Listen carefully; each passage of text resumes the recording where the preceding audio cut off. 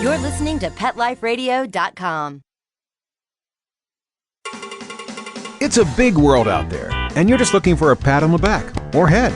You run around the city, searching for a place to bark, working your tail off with your nose to the ground, sniffing for a few scraps, hoping someone will throw you a bone. You take each lead, collar after collar, hoping one day to take a bite out of success and become the top dog. Fortunately, you come home each day to open arms, open cans, a drink waiting for you, and a comfortable place in front of the TV set. You know you've got it good, really good, because after all, it's a Doggy Dog World out there. Pet Life Radio presents It's a Doggy Dog World with your host, pet expert, and award-winning author Liz Palaika, and this week's co-host, Kate Abbott. Welcome to It's a Doggy Dog World on Pet Life Radio. I'm your host, Liz Palaika, and I want to thank you for joining us. My co-host today is my very good friend, Kate Abbott, from Kindred Spirits Canine Education Center in Vista. Thanks, Liz, for inviting me. I mean, after all, talking about dogs is one of my favorite subjects. This show is all about learning how to live with your dog. Dogs are supposed to be our best friends, after all. That's why we have them. But living with a dog can also cause problems. We're introducing a species into our house that, wasn't born to us, wasn't raised with us. And so we can have misunderstandings and miscommunications. So we'll be talking about training in the show. We'll be talking about household rules and social manners. We'll be talking about how to deal with any problems that might occur.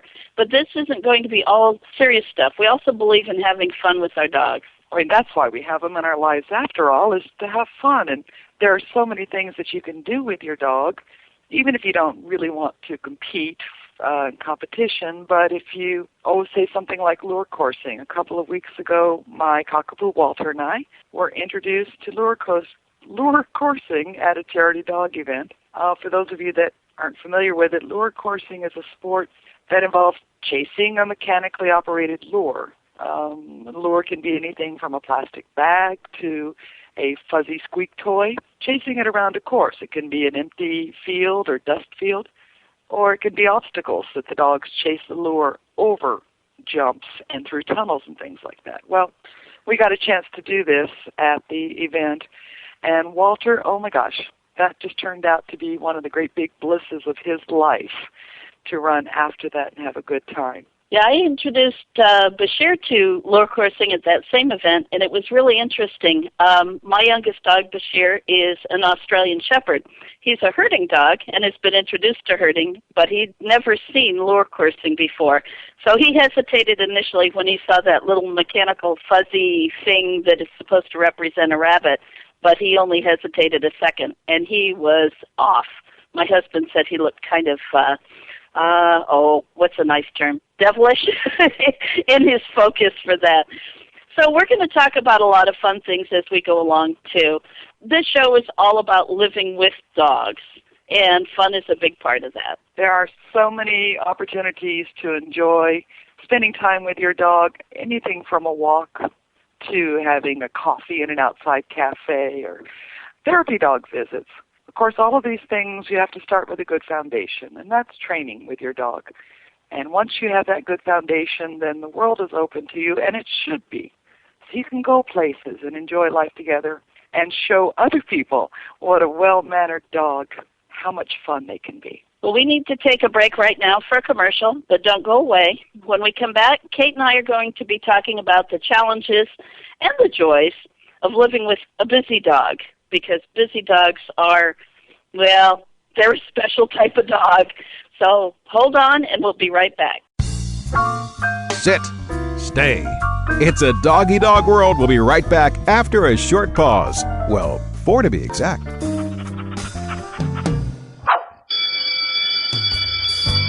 School's in session on Pet Life Radio with Teacher's Pet. Learn how to communicate with your pet, train your pet, and see the world from your pet's point of view. You may even learn a few tricks yourself. Teacher's Pet with pet expert and author Sarah Wilson. Only on PetLifeRadio.com.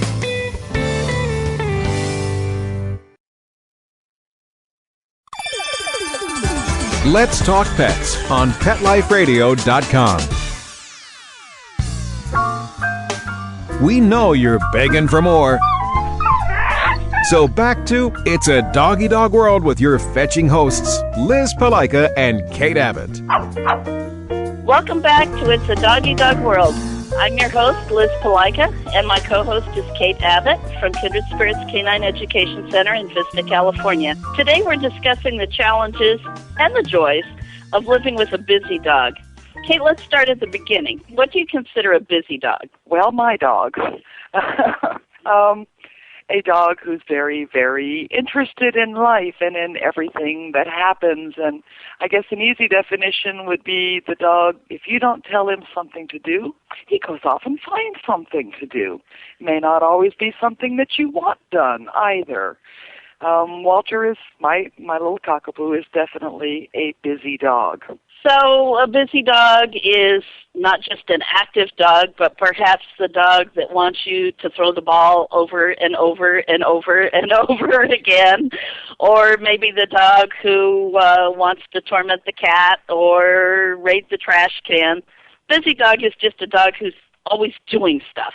Yes, I do a lot of private training with Kindred Spirits Dog Training Group, and the secret is I almost never get called out on private problem-solving training for a dumb dog because they don't think of things to do. They're happy to lay around. But busy dogs, oh no, they're finding, the gophers in the backyard, the people walking down the street, so you get in the window and bark, bark, bark, bark, bark, bark, bark, bark, bark.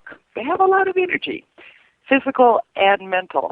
So I found that dealing with a busy dog, you have to approach both sides of it. You have to tire them out mentally and physically. One of my favorite mottos is a tired dog is a well-behaved dog.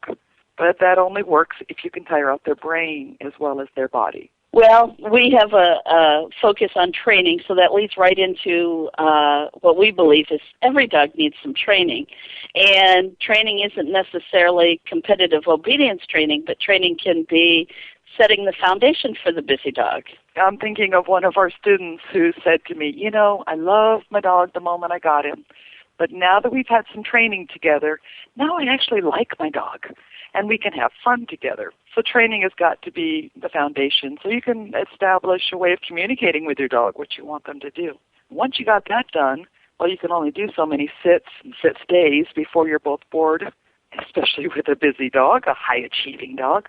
So how do you get their brain tired? I love to use games, but make them a little educational. If your dog likes to bring the ball back and play fetch, super. Take that one step further. Use that to practice the sit and the sit-stay, and then you throw the ball.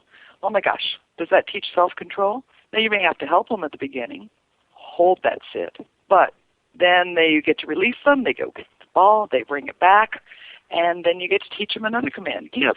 Once you've got that idea down, then you're working their brain. Oh, do I get to get it yet? Do I get to get it yet? Oh, no, I got to hold it. Yay, I get to go get the ball and bring it back. It's kind of like if you work at an office job and you sit at a computer all day, you come home and you're mentally tired, but you may be still physically wound up. Or if you go out and run around in the field with your kids and throw a ball, then you come inside and the kids are still, I'm still bored, I'm still alone, do something with me. That's if you go out and play fetch with a dog and don't put any rules on the game. They may come in physically tired, but still mentally wound up, still ready to chew on the legs on your sofa, still ready to chase the cat. But make them think and then have fun doing it. So they come in, oh yeah, now I'm ready to relax and take a nap. So what other kinds of things can you do to exercise the mind? Are you talking about specific types of training or like trick training? Oh, I love trick training. First thing I notice is the change in the students.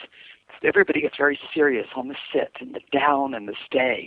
And then, okay, teach your dog to spin in a circle. And all of a sudden they go, okay, Fido, spin, yay, good boy.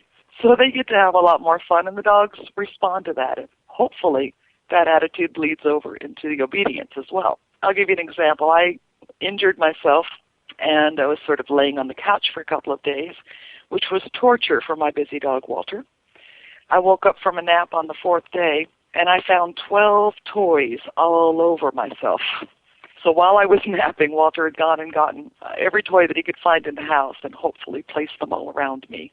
I woke up, and I still wasn't able to get up and physically move him a whole lot. So I started teaching him a couple of tricks that I could do sitting down that really made him work his brain. About 8 minutes of that, he took a great big sigh, and then I was able to tell him, lay down, relax, and he could, because now he was tired. You do the same thing with Bashir, right? Of course, yeah, because Aussies are way too smart for their own good, Australian Shepherds, not the people from the continent. Well, maybe them too. Bashir, being a young Australian Shepherd and very eager to learn, I've had to keep his mind challenged.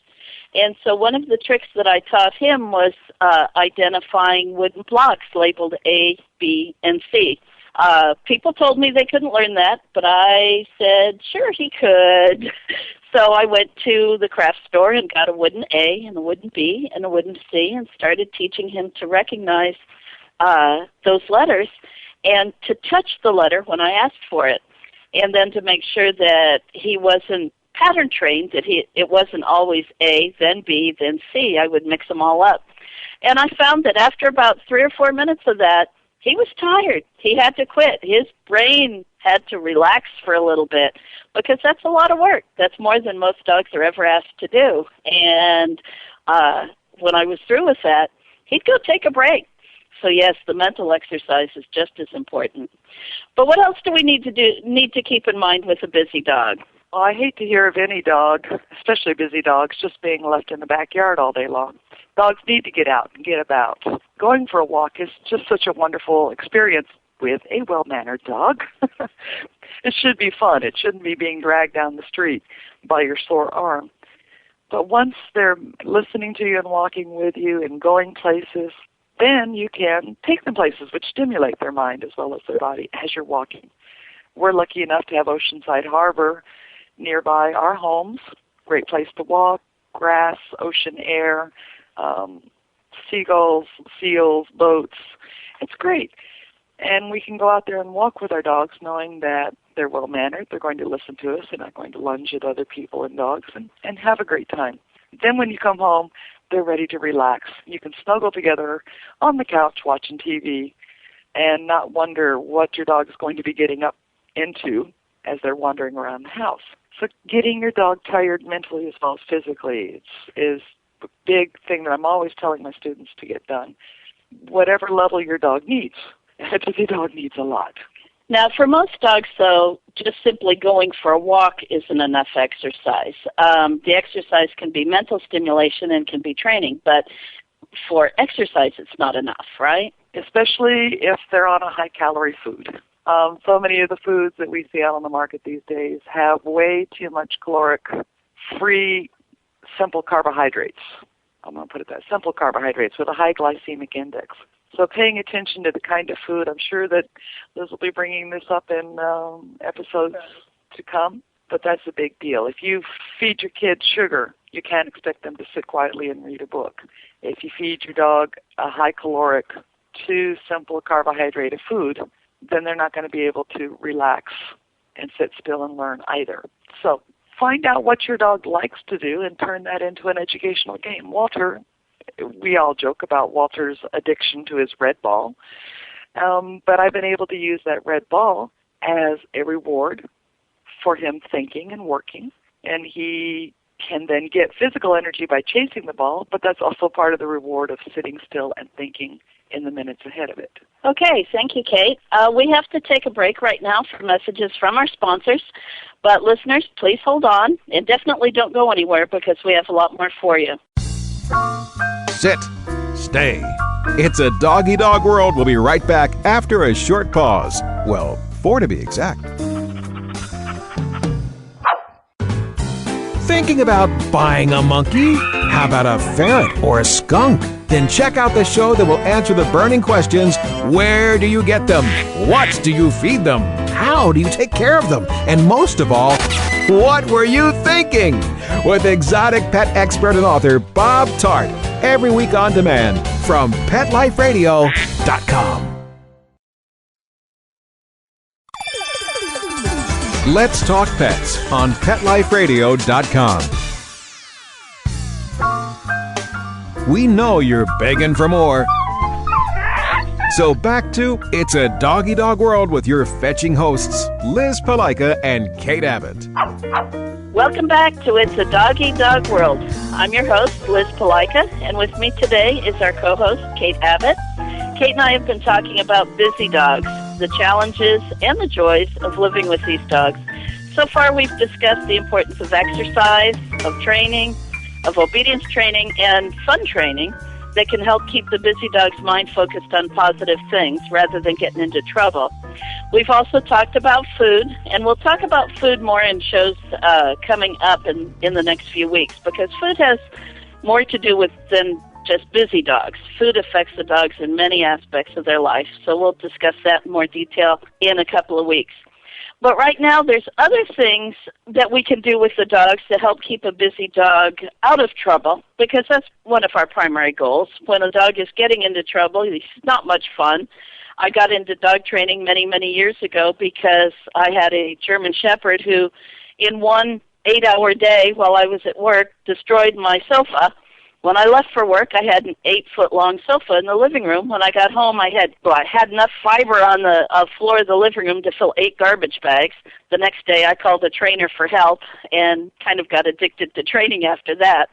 But when you've got a busy dog and he's getting into trouble, it's not much fun. So let's talk a little bit about activities that we can do with dogs that can help keep them busy. Kate mentioned lure coursing, and in many areas that's just for sighthounds.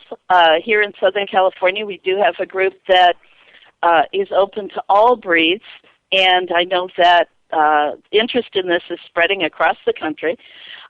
Kate and I and our second co-host, who will be joining us next week, Petra Burke, is also interested in therapy dog work, and we all do that. Walter's very good at therapy dog work. In fact, he had a visit today. It's surprising how much energy therapy dog work takes out of a dog. And a lot of people think, oh, your dog gets to be petted, and he must just sit there and soak all that in. But they actually have to think quite a bit, especially when dealing with visiting people in medical equipment such as wheelchairs or in hospital beds with oxygen tanks. They need some training. There's that reoccurring theme again, to understand how to deal and not be frightened by this equipment, and how to safely go say hi to someone. For a busy dog like Walter, I was so amazed the first time I took him on a therapy dog visit. As soon as we finished, about an hour, hour and a half of visit, put him in the car, he jumped in the back seat, and he crashed. He slept all the way home. And that is unheard of for Walter's energy level. And that continues to be pretty consistent. He's not as wiped out these days as he was at the beginning, but it still takes a lot out of him just to say hi. I myself, I consider myself fairly social. If I was to go to a cocktail party or any sort of get-together and where I have to talk to a lot of different people and be friendly and smiling the whole time, I'm exhausted at the end. And that's what I think Walter is feeling. It's fun, but oh my gosh, it's still tiring to say hi to so many people. So he loves that.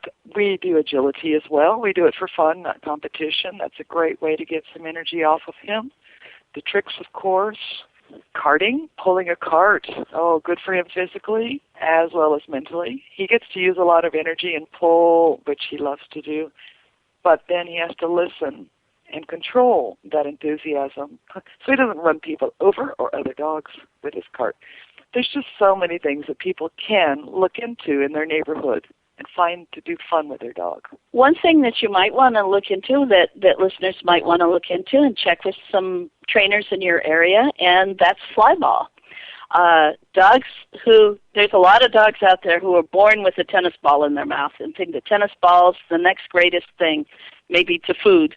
Flyball is a game where the dog jumps a series of 4 hurdles, a low height, so even little dogs can do it. They then learn to bounce off a backboard which shoots a tennis ball out. And they grab that ball and then turn around and run back over the hurdles. Now, flyball is a competitive sport, just like obedience competition can be and agility competition can be. But it can also be a great sport for you and your dog in your backyard. get a fly ball box. There's descriptions of them up on the internet, so if you're handy or you have someone who can build things, do that for you. And then teach your dog to play fly ball.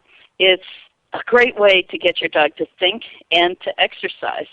Some other activities out there, swimming. The number of dogs who love to swim, whether you've got a pool or a pond, a lagoon or the ocean, swimming again uses up that energy, gets those busy dogs using their muscles and their brains.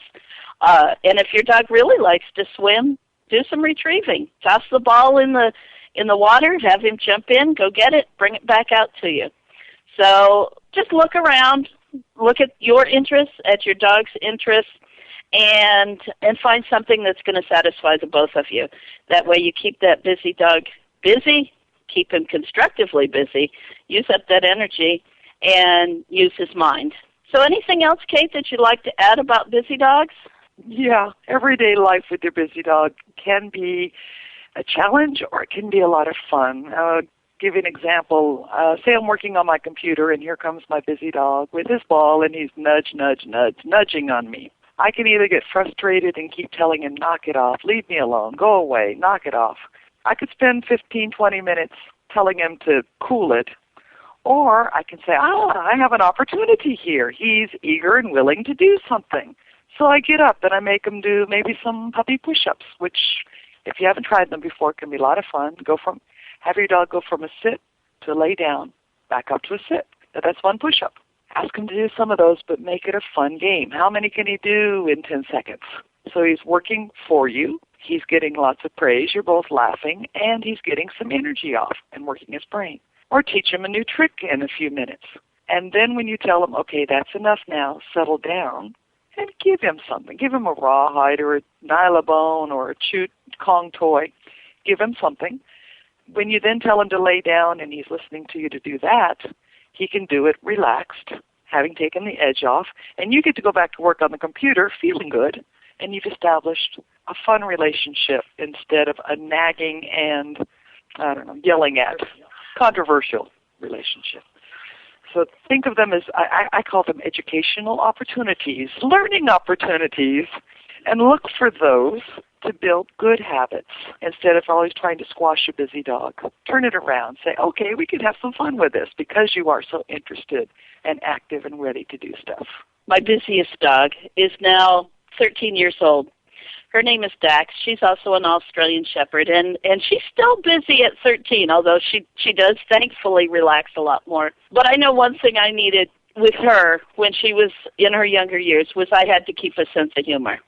You've got to laugh when you've got a busy dog, because a busy dog's not going to make life easy. You've got to be able to laugh at him. You've got to be able to laugh at yourself. You've got to be able to laugh at your situation, because if you don't, then you're not going to be friends with the dog anymore, and it's going to be hard. So laugh with that busy dog and keep him busy.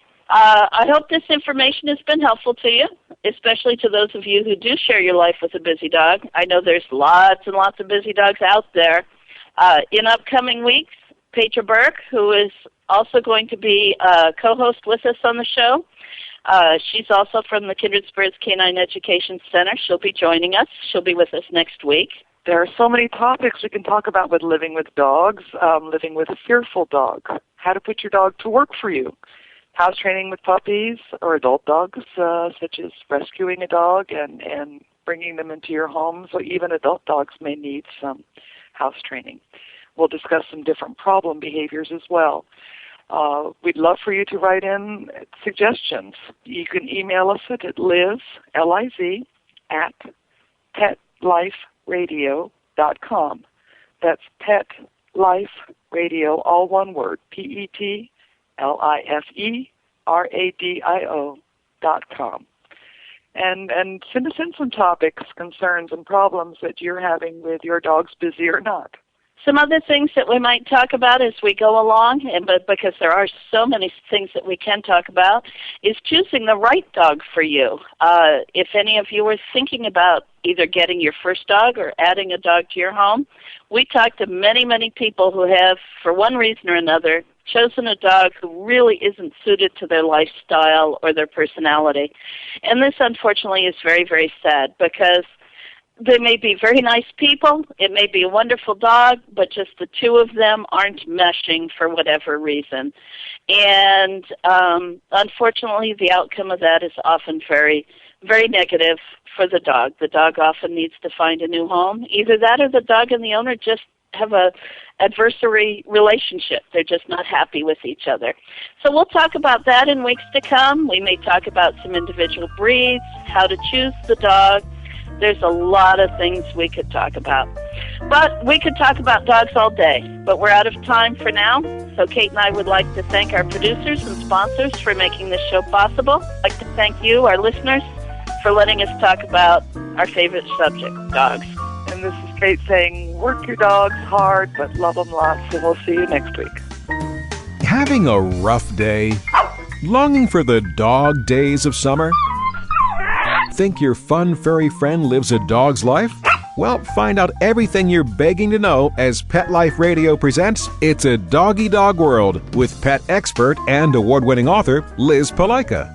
Every dog has his day, and you'll find out how to make your dog's day fun and rewarding every week on demand, only on PetLifeRadio.com.